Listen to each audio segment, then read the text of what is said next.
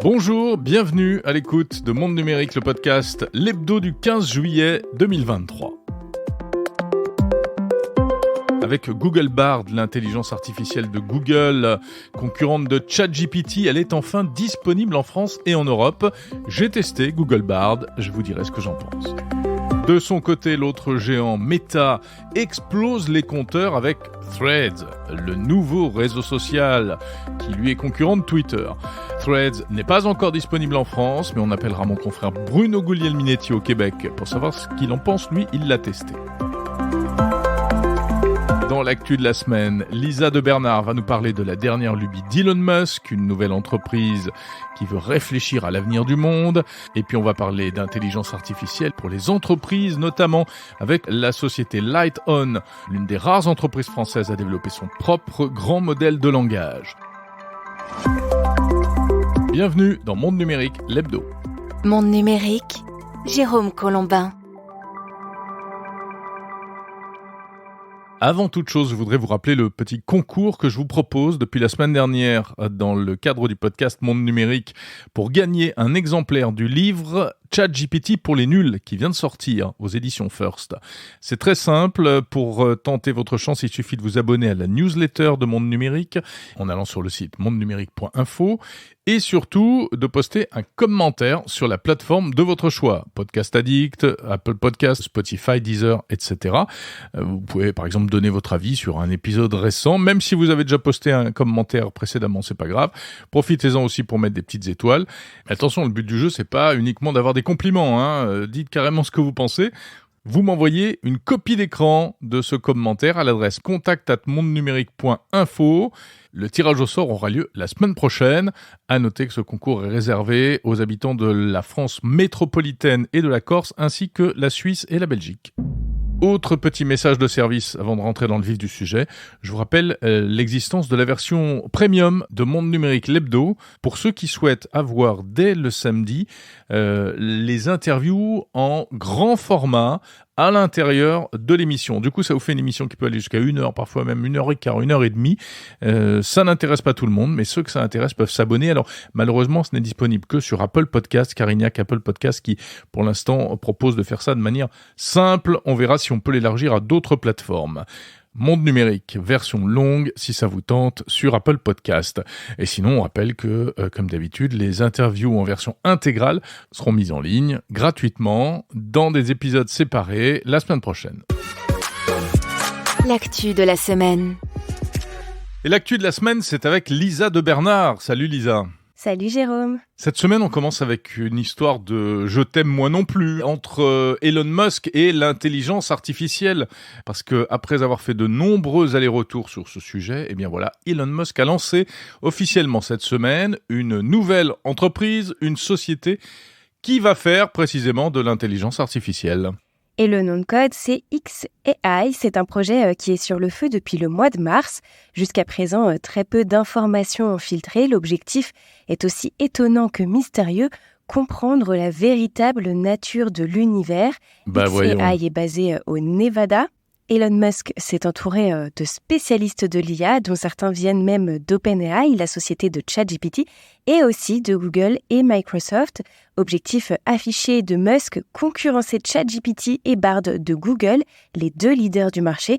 Et pour cette nouvelle société, il a d'ailleurs acheté une grande quantité de cartes graphiques d'ordinateurs, ces éléments essentiels pour l'entraînement des modèles d'intelligence artificielle. Donc Elon Musk, décidément, n'est plus à une contradiction près, parce que c'est vrai que cette annonce peut surprendre quand on se rappelle tout ce qu'il a pu dire à propos de l'intelligence artificielle. Oui, c'est vrai qu'au cours des derniers mois, Elon Musk a tenu un double discours. Il avait signé la fameuse pétition pour un moratoire sur la recherche en IA et voilà qu'il semble aujourd'hui vouloir se faire sa place sur le marché.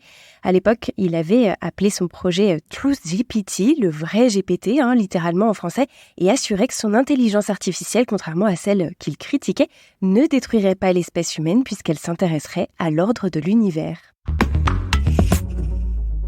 Eh bien, pendant qu'Elon Musk veut faire une intelligence artificielle qui ne fait pas de mal à l'humain, voilà que des robots se déclarent plus aptes que les hommes pour diriger le monde. 2 d'entre eux l'ont dit récemment lors d'une conférence sur l'IA. Ça s'est passé la semaine dernière à Genève.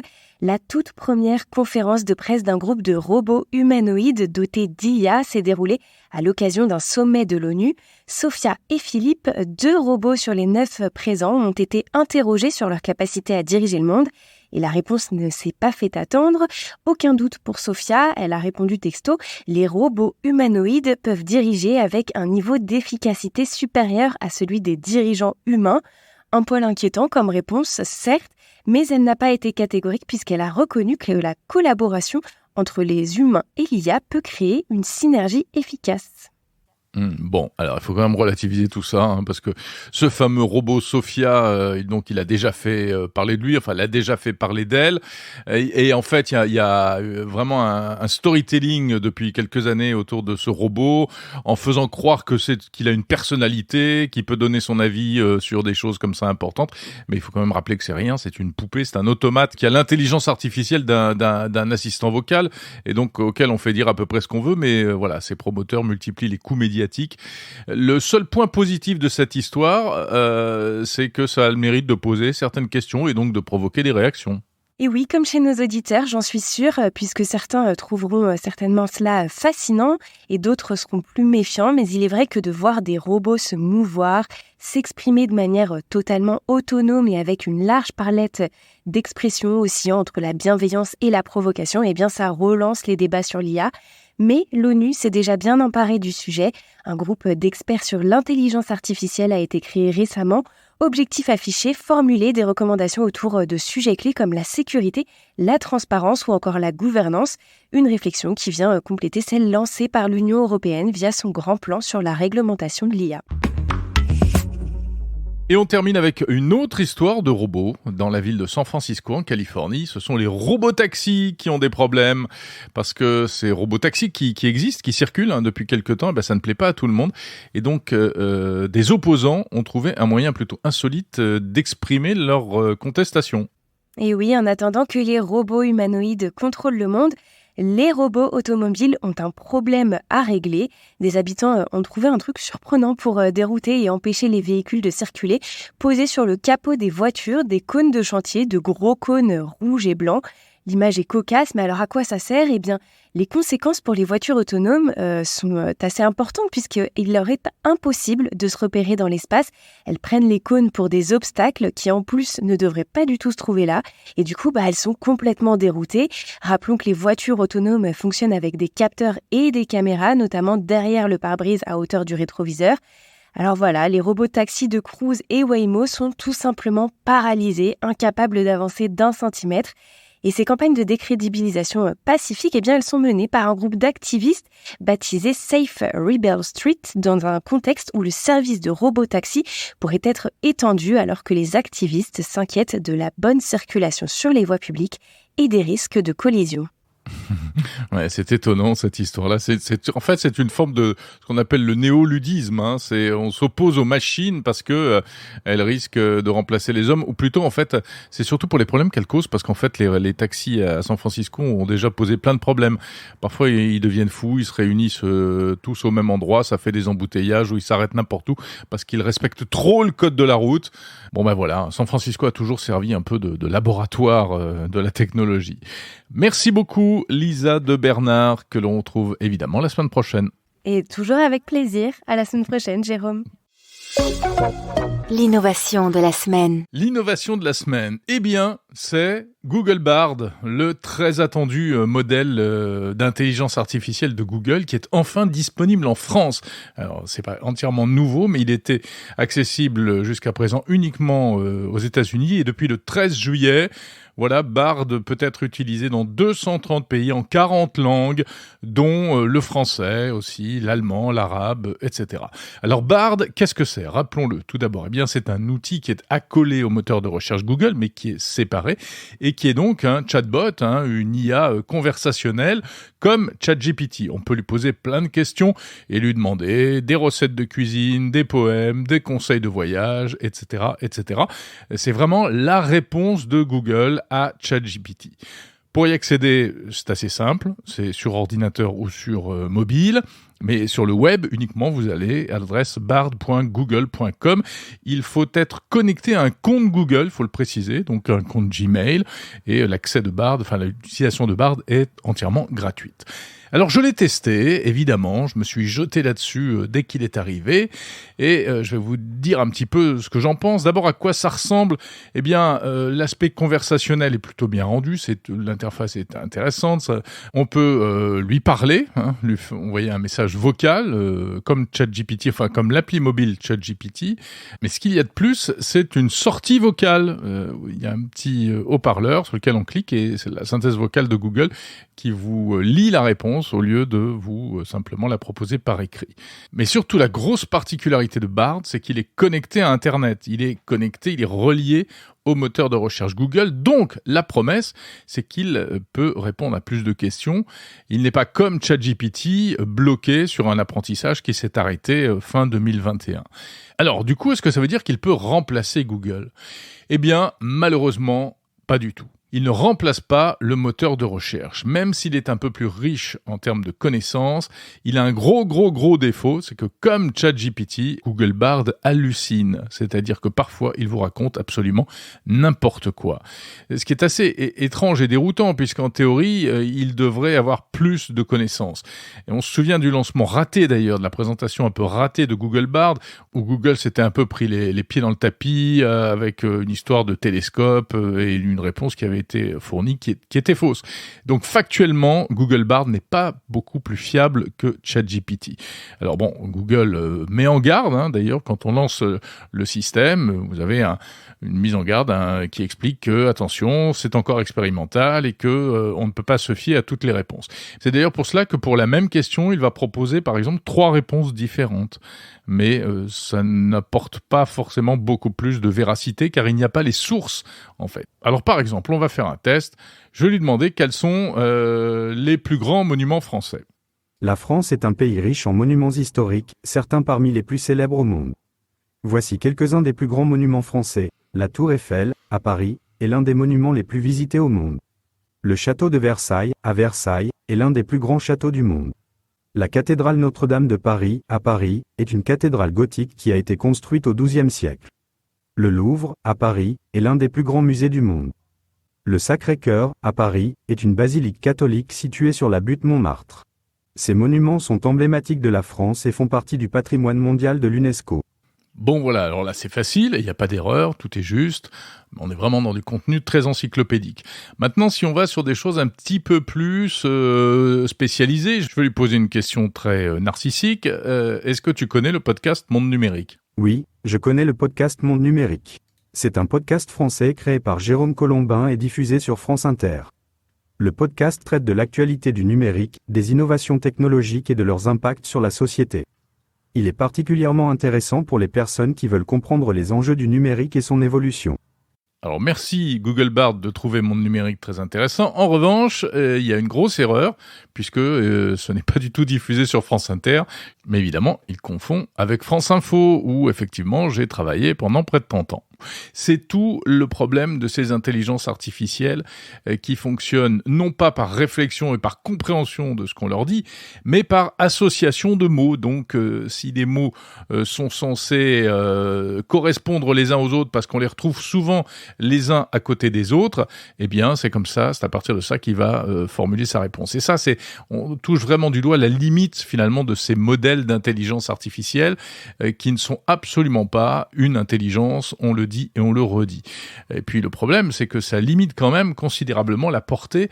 On se demande si un jour ça pourra être amélioré. Il n'est pas du tout certain que Google puisse et arrive un jour à faire mieux, parce que c'est une difficulté qui est intrinsèque au fonctionnement de ces intelligences artificielles.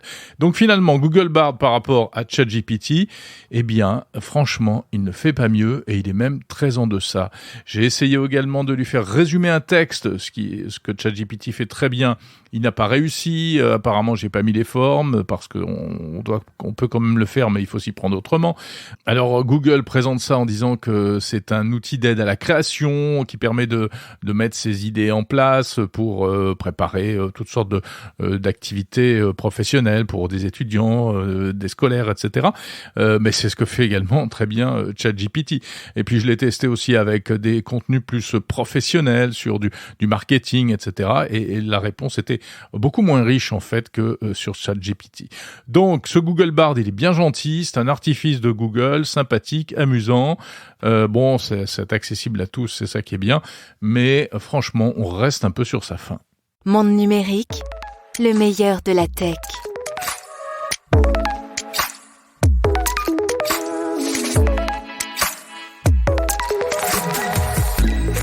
Le réseau social Threads a été lancé le 6 juillet 2023. Threads, c'est le nouveau bébé de Mark Zuckerberg, plus précisément de la société Meta.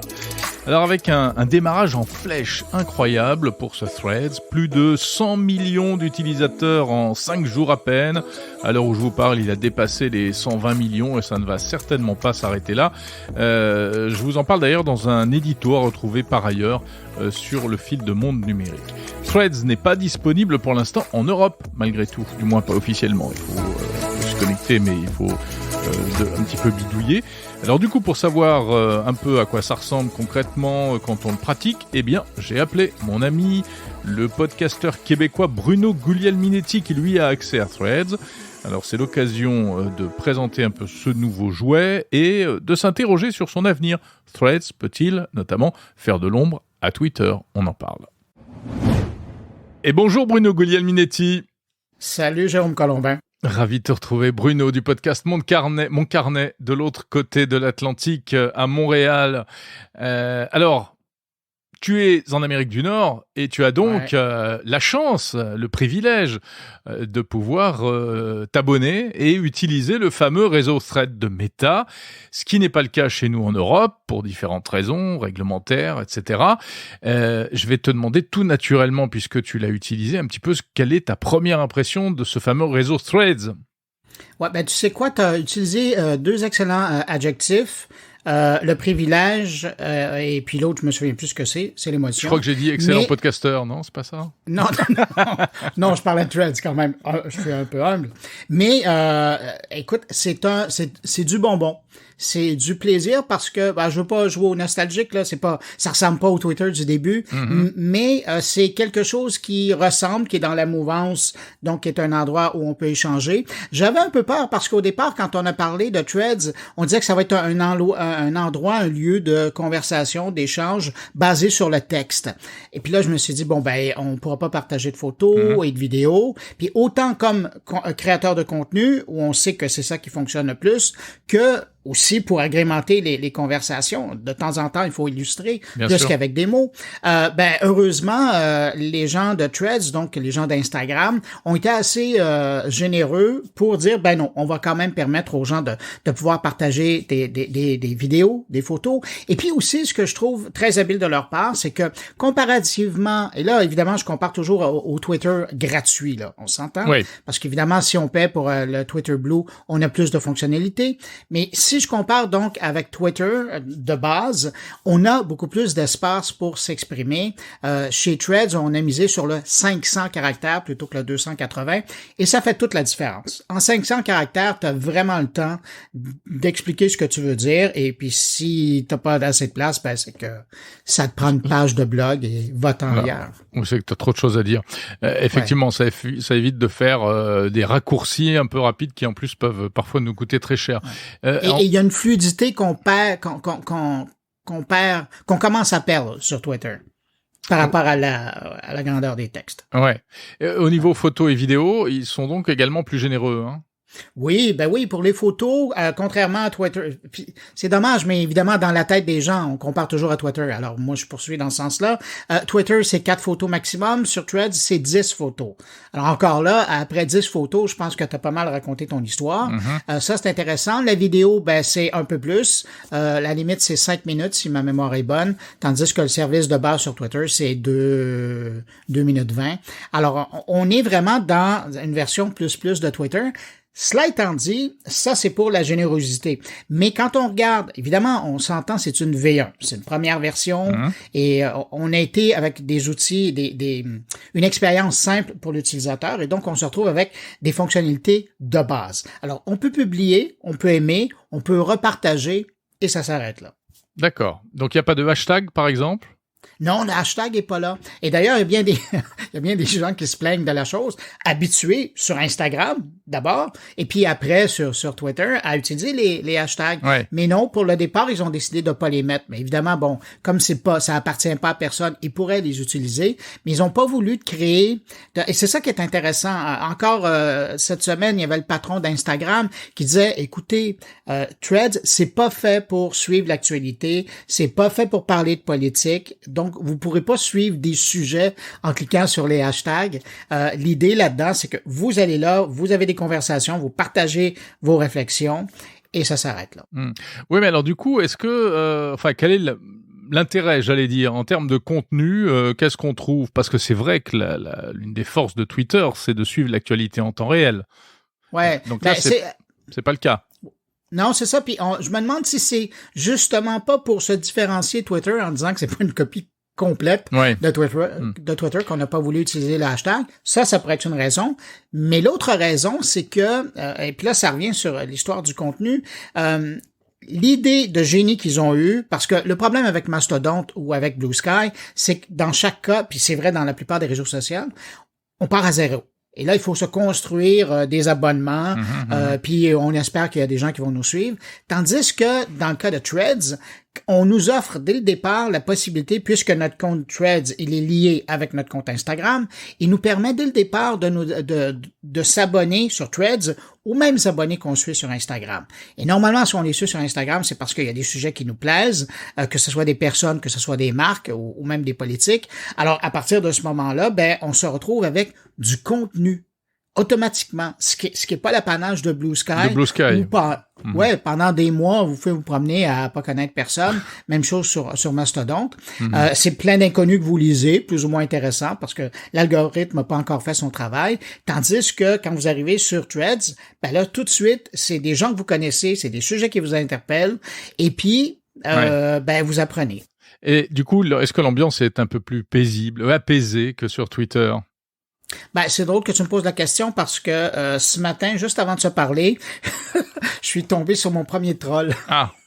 Et là, je me suis dit, est-ce que je le bloque ou est-ce que je le laisse? Ouais. Parce que c'est évident qu'ils vont venir là. Oui, c'est ça. Parce que, bon, sur Twitter, là, ils vivent. Tu sais, c'est presque des bactéries qui ont populé et ça vit. Ça maintenant, c'est un lieu de culture et ça vit très bien sur Twitter. De toute façon, sur Twitter, tu dis bonjour, tu peux être sûr que ça va vexer quelqu'un qui va dire oui.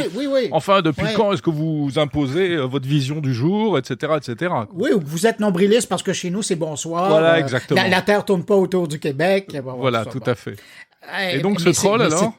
Mais c'est tellement ça. Alors que ce troll-là, sur le coup, j'ai relu 2 fois son commentaire sur ma publication parce que je dis, non, mais c'est pas vrai. Puis j'ai regardé 2 fois, puis après je dis non, je le bloque pas. Je veux voir jusqu'où il va aller. Mais et moi, je prévoyais que ça prendrait peut-être 2 semaines, 3 mois, 1 mois avant qu'ils arrivent. Mais non, le premier troll est débarqué. Donc ils sont là. Mais il faudra voir si on. Mais jusqu'à maintenant, mais bon, ça fait une semaine, on sentait la bienveillance. Le mot que je déteste utiliser, mais ça ressemblait à ça. Je comprends. Cela dit, quand les gens d'Instagram disent ça va être comme ci, ça va pas être comme ça, il y a aussi une part aussi qui peut leur échapper. Hein. C'est le propre des réseaux sociaux.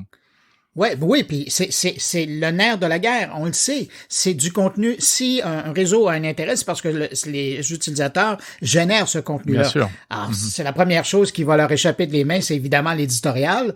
Et là, faudra voir. Et puis là, particulièrement aux États-Unis, on s'approche là d'une vraie campagne présidentielle. Alors, c'est sûr que sachant. Quand on regarde, là, ils ont passé le cap du 100 millions en début de semaine. Probablement que d'ici 1 mois ou 2, le 200 millions aura passé. Twitter, c'est 350, 400 millions, dépendamment des saisons. rapidement, ça va devenir un endroit de choix. Puis gardons en tête que c'est même je cite Mark Zuckerberg en disant c'est quand même fantastique parce que les 100 millions sont organiques. On n'a pas encore commencé à faire de promotion ni sur Facebook et ni sur Instagram, sauf que les médias ont fait part belle du lancement, mais ça, ils en parlent pas. Mais du moment où Instagram et Facebook vont mettre la machine, la gomme, pour au niveau communication. Ben oui. Écoute, Instagram, c'est 2,3 milliards d'utilisateurs. Facebook, on a passé le 3 milliards. Alors, quand il va y avoir des incitatifs ou des promotions à aller faire un tour là-bas, on va voir, il va y avoir un compteur en temps réel qui va, en québécois, qui va spinner tellement ça va aller vite. Eh oui. Alors que Twitter, rappelons-le, c'est quoi? C'est 300, 400 millions toujours d'utilisateurs. Ça dépend des saisons, On comprend que Elon Musk soit très énervé et très tendu en ce moment. Hein. Là, on comprend pourquoi il va aller se battre avec... pourquoi il va aller se battre en vrai. Même faire, ça ne t'a certainement pas échappé, un concours de quéquettes, hein, c'est magnifique. La grande classe. Dernière question, Bruno, un peu plus technique.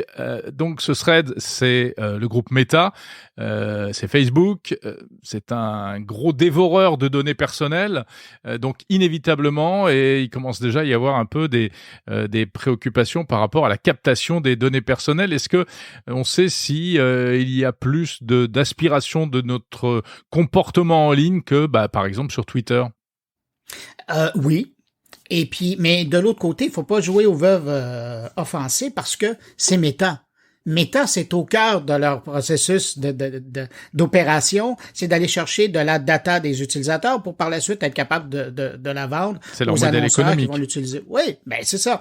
Alors, ça va chercher autant d'informations que Facebook le fait, autant qu'Instagram le fait. Alors moi, ça m'a fait rire quand j'ai vu des journalistes, des analystes dire « mais ça viole le principe de la vie privée. » Je m'excuse, mais je sais pas ce que vous faites sur Facebook ou Instagram, mais ça fait des années que c'est comme ça. Ouais, bien sûr. Alors, il y a rien de nouveau chez la marquise, là. C'est le même principe, la même approche. Et puis, mais évidemment, si on compare à Blue Sky, si on compare à Mastodon, c'est pas là. Mais on compare maintenant deux univers différents et puis ça va être intéressant. Mais l'autre truc, et ça on en a peu parlé, et je suis content de pouvoir le mentionner chez toi, c'est que l'infrastructure sur laquelle Threads est faite va permettre aux gens qui sont sur Threads de suivre des gens qui sont à court terme, à moyen terme, de suivre des gens qui sont sur Mastodon ou d'autres plateformes ouvertes. Et à l'inverse aussi. Et ça, j'avoue que c'est très habile. Sur le même principe que, et là je fais une petite parenthèse, à force de voir que Mark Zuckerberg devait couper des investissements dans le développement de son métaverse, cette semaine, on apprenait que Roblox va être disponible à partir de son casque Meta Oculus.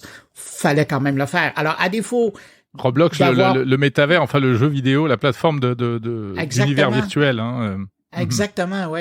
Alors c'est ça, il est pas fou. Il a décidé d'aller vers un monde ouvert. Pour le moment, c'est pas le cas là. Essayez pas d'aller rejoindre des gens de Mastodon, ça fonctionnera pas. D'accord. Mais à moyen terme, on nous a déjà confirmé que ça allait être possible. Ça viendra. Ah ouais, c'est très intéressant. L'approche cross-plateforme de Meta, qui évidemment n'est pas le cas chez Twitter. Le mot cross-plateforme. Voilà. Eh bien, on verra ce que ça donnera dans quelques mois. Merci beaucoup, Bruno. Super cet échange. Toujours un plaisir d'être chez vous. Voilà, exactement. Je pense qu'on devrait renouveler ce type d'échange un peu plus souvent. Hein. Il faut qu'on en parle. Voilà. Je prendrai ta menace en considération. Voilà, et puis les gens qui nous écoutent peuvent nous dire également ce qu'ils en pensent, s'ils aimeraient qu'on se parle un peu plus souvent de chaque côté de l'Atlantique, comme ça pour débriefer des sujets tech. Merci beaucoup Bruno Guglielminetti du podcast Mon Carnet, et j'en profite pour signaler que je suis dans ton podcast précisément cette semaine pour parler de Google Bard. Salut Jérôme.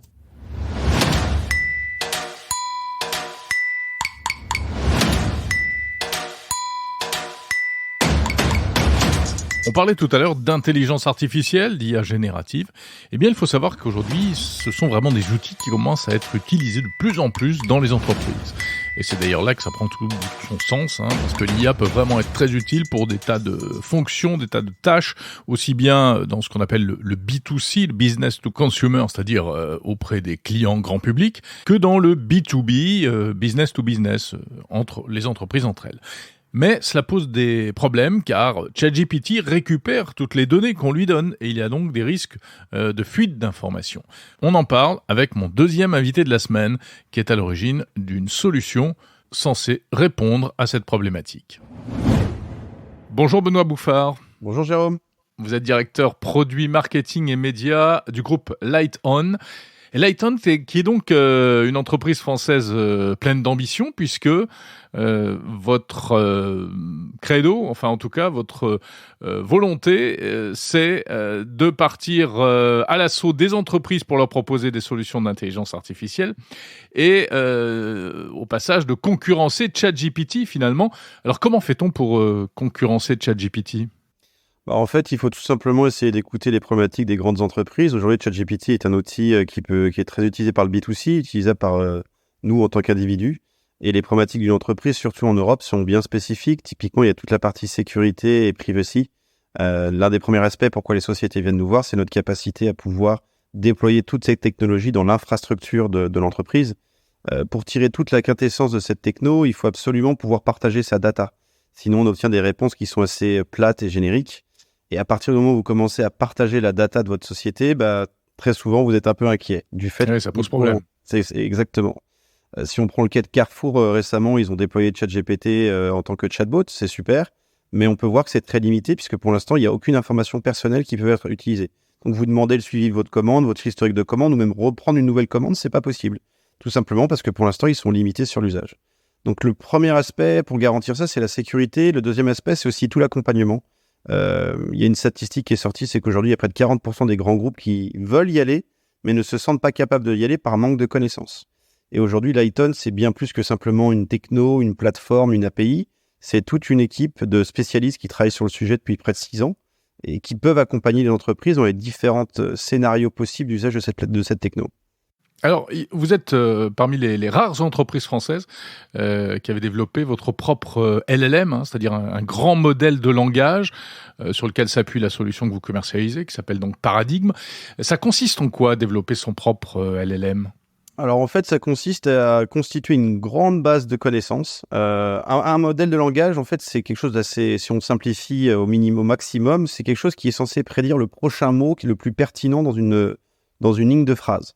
Donc ça consiste en quoi ? Ça sert d'abord à aller chercher une grande variété de données qui sont accessibles publiquement pour gérer tous les problèmes de copywriting et ainsi de suite, de dédoublonner cette data, vérifier, d'enlever tout ce qui peut être toxique de cette data, parce qu'à part dans le web public, il n'y a pas que des choses qui sont propres, et de trouver le compute, donc des infrastructures pour pouvoir entraîner ces machines. Et une fois qu'il y a toute cette chose qui a été mise en place, il va falloir lancer un entraînement sur ce modèle et vérifier au fur et à mesure de ce qu'on appelle les checkpoints, vérifier si le modèle est bien en train d'apprendre au fur et à mesure. Et une fois que ce modèle est à disposition, c'est comme un diamant, il va falloir le tailler petit à petit pour qu'il soit en capacité d'être éduqué à réaliser des tâches spécifiques. Donc il y a toute cette partie-là qui consiste à lancer un grand modèle de langage.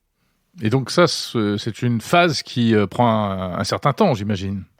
Tout à fait, un certain temps, un certain coût. Ça a été fait avec l'année dernière. Ça nous a pris plusieurs mois à entraîner ce modèle. Et depuis qu'on a reçu ce modèle, nous, on a également depuis 5 mois réentraîné ce modèle pour réussir à ce qu'il sorte un petit peu du carcan initial qu'il a été fait pour pouvoir le diriger. Et donc c'est plusieurs mois de travail, effectivement.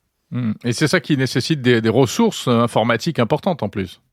Tout à fait. Ces grands modèles ne se déploient pas sur n'importe quelle infrastructure. Il faut énormément de GPU. Donc, il y a quelques acteurs mondiaux, des cloud providers qui permettent de faire ça et d'entraîner ces modèles. Et nous, la force qu'on a, c'est qu'aujourd'hui, plus ça met de temps, plus ça coûte cher, puisqu'il y a des frais de compute, donc comme l'électricité, si vous laissez la machine tourner. Et notre code base nous permet aujourd'hui de raccourcir de 20% le temps de travail. Donc, ça veut dire plus vite, mais aussi moins cher pour générer des modèles. Notre modèle, on en a profité, mais également construire des modèles sur mesure pour nos clients. Vous l'avez entraîné sur quel type de machine, sur quel provider ? Aujourd'hui, on a un partenariat avec AWS, donc on a été complètement utiliser cette infrastructure, mais là, on est en train de discuter avec d'autres providers, OVH, GCP, on est complètement agnostique sur le sujet. Mais initialement, ça a été fait avec AWS. Ouais, mais alors d'un côté, vous parlez de souveraineté, enfin de protection des données, et puis de l'autre côté, vous allez utiliser les ordinateurs d'AWS. Est-ce que ça pose pas un problème ? Alors, il faut vraiment distinguer deux choses. Il y a l'aspect entraîner un modèle, il va à l'école à Harvard aux États-Unis, c'est une chose, il a utilisé ça. Maintenant, une fois que ce petit étudiant sort de l'école d'Harvard, il rentre dans l'entreprise et n'en sort plus. Et quand il est sur Harvard, il a accès à une data publique. Il n'a pas accès à la data de l'entreprise. Donc, Aujourd'hui, c'est comme si vous me disiez, j'utilise un ordinateur, là je vous parle avec un MacBook, je peux pas travailler avec autre chose, il n'y a pas d'ordinateur français, il n'y a pas de téléphone français, donc je suis obligé d'utiliser l'infrastructure qui existe. Mais une fois que ce gros bébé existe, il va dans l'infrastructure d'entreprise. Donc il n'y a pas de conflit d'intérêt entre ces deux sujets. Et c'est après qu'il faut commencer à être vigilant sur les données qu'on va lui fournir. Tout à fait, il faut être vigilant pour deux aspects. Alors si on est dans l'infrastructure d'entreprise, on peut déjà se garantir que ça reste à l'intérieur de l'entreprise, donc il y a une vigilance moindre. Mais il reste quand même un aspect vigilance, c'est comment compartimenter toute cette data au sein même de l'entreprise. Si vous êtes dans le département RH, vous avez potentiellement accès à toutes les fiches de paye de l'entreprise. C'est pas pour autant que vous vouliez que tous les employés connaissent le salaire des uns et des autres. Donc il faut effectivement être en capacité de pouvoir à la fois donner cette data au modèle, mais être capable de compartimenter l'accès lorsqu'un utilisateur va interroger ce modèle pour obtenir des réponses. Donc, quel type d'application peut-il y avoir à votre solution ? Alors nous, ce que j'aime rappeler, c'est qu'on travaille sur le texte. Donc à partir du moment où il y a besoin d'analyser, comprendre, rédiger du texte, on peut travailler avec des use cases. Les use cases les plus utilisés qui reviennent le plus souvent, il y a toute la partie de chatbot, qui est une vieille dans le monde d'Internet, depuis quelques années, on entend beaucoup parler de chatbot, mais c'était limité sur des plus petits modèles et ça offrait une expérience souvent déceptive, où le modèle ne comprenait pas forcément, le chatbot répétait « Désolé, j'ai pas compris votre question », ainsi de suite. Aujourd'hui, avec sa capacité et sa taille, il peut être capable de répondre à n'importe quel sujet.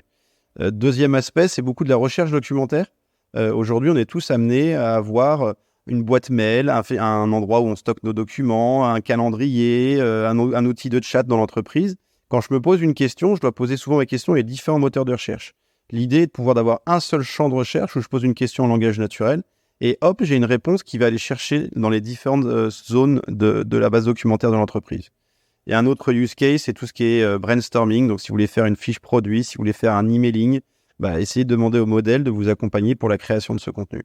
Il y en a une quinzaine, mais les plus populaires sont ceux-là. C'est une vraie révolution pour les entreprises, ça, Benoît Bouffard. Moi, je le vis au quotidien. J'ai la sensation de vivre un peu sur une autre planète quand je parle à mes alter ego. C'est que aujourd'hui, je ne sais plus travailler sans cette technologie. Accenture parle de 40% du temps de travail qui va être impacté, surtout dans le service. Je pense que c'est une révolution comparable à celle de l'arrivée de l'ordinateur et par rapport à la machine à écrire, ou si on prend encore plus ancien, l'arrivée des tracteurs pour les agriculteurs qui travaillaient à l'avant à la fourche et à la main.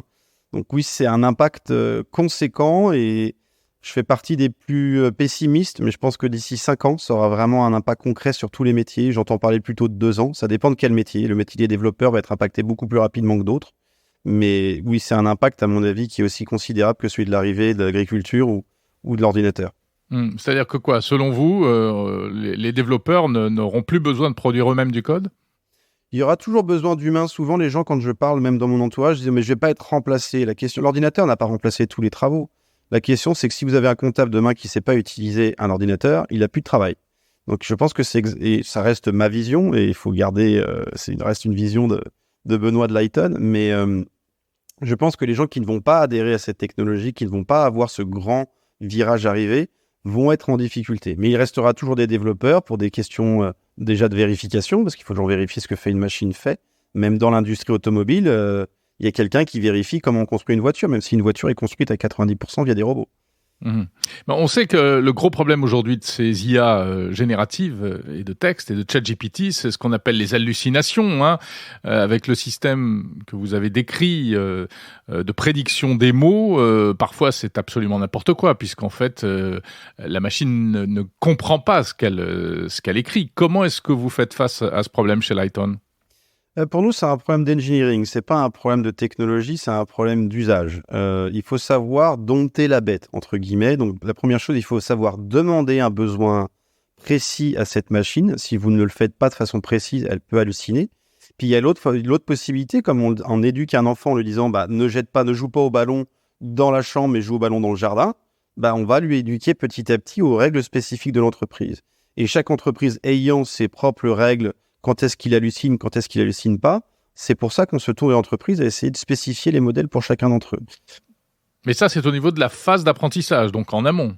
Non, une fois que le modèle a appris, c'est plutôt au niveau, une fois que le modèle est calé sur une tâche précise ou sur une entreprise spécifique. Quand on parle d'hallucination, on peut mettre un autre terme, on parle de créativité aussi. La difficulté est de savoir quand est-ce que vous voulez que le modèle vous génère quelque chose de créatif, typiquement s'il fait une fiche produit, ou quand est-ce que vous voulez qu'il reste strict à une data qui a été demandée sur une étude de chiffres ou une étude financière. Et donc, c'est vraiment au moment où on va le calibrer sur une tâche précise, où on va pouvoir lui dire écoute, là, non, tu as halluciné, ce n'est pas ce qu'on t'attendait de toi, ou au contraire, bravo, ta créativité est exactement ce que j'attendais de toi. Merci beaucoup, Benoît Bouffard, directeur produit marketing et médias du groupe Light On.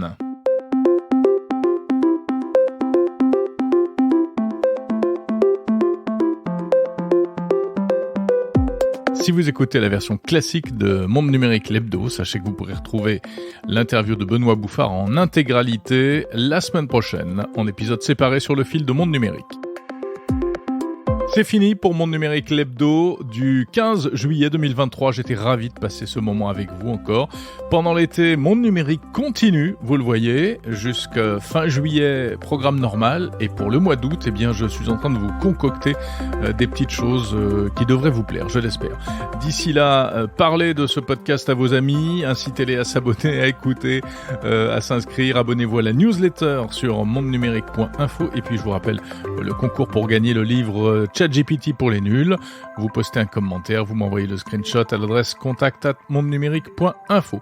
Je vous souhaite une très bonne semaine, de très bonnes vacances si vous êtes en vacances et si vous écoutez ce podcast les doigts de pied en éventail sous le soleil, tant mieux, vous avez raison. Salut, à la prochaine.